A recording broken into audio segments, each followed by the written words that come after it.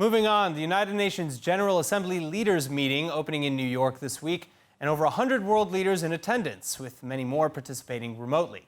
Taking the spotlight, though, is new Iranian President Ibrahim Raisi, who took the opportunity to blast the United States and Israel.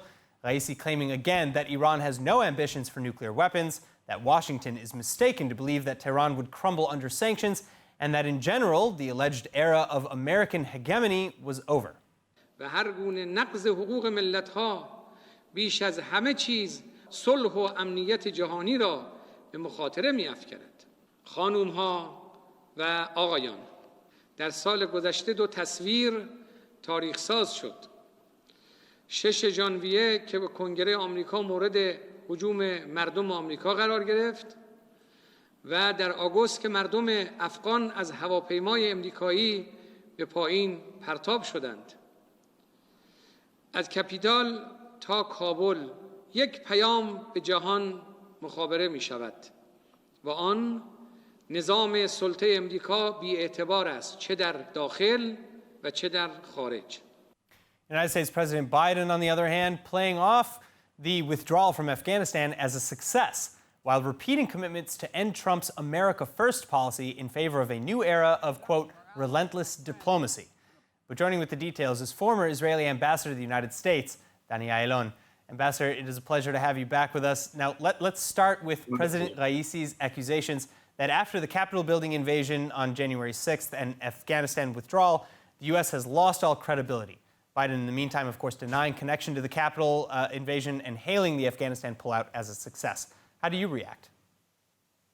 Well, it's quite cynical and hypocritical for a dictator who has blood on his hands personally, the hanger from, or the butcher from Tehran, as he's called, presiding over a dictatorial state which is committing many crimes against humanity and continuing with illegal activities, especially with the nuclear program, the illegal nuclear program.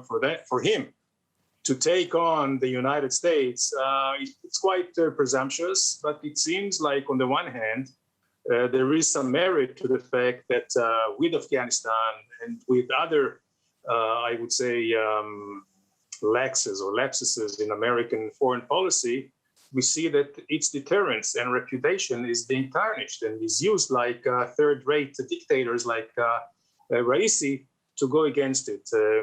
It will not make much of a real difference in the real world, because the UN, we have to remember, is just a show that has nothing to do with reality on the ground, and it really allows dictators to gain points vis-a-vis their own population. So what do you expect to come out of Biden's policy of so-called relentless diplomacy? Do you think that it'll be successful? Well, it may be successful only with one condition, where they have also a credible threat, a credible option that would go to other means if diplomacy fails. We know that the Iranians, especially, they heed very much to palpable threat. The only time they voluntarily, suspended their nuclear program was in 2003, after the U.S. invaded Iraq. They were on their border and they thought that they might be next.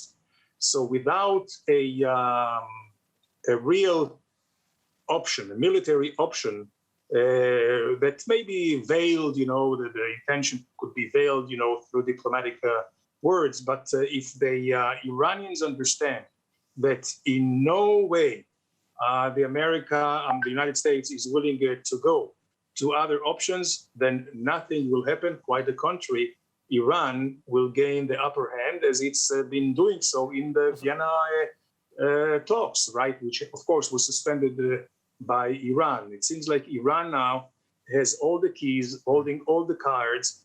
And again, if they won't be threatened in a real sense, I do not see much optimism going in that area.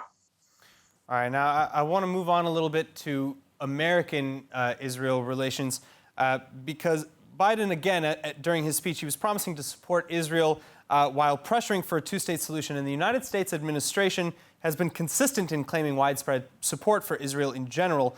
But there's currently an argument in Washington over the military aid, specifically a $1 billion budget line item for Israel's Iron Dome system. Is support for Israel perhaps not as clear-cut as the Democrats or the Biden administration would like it to appear? Or do you think that maybe there's more to the story that I'm missing?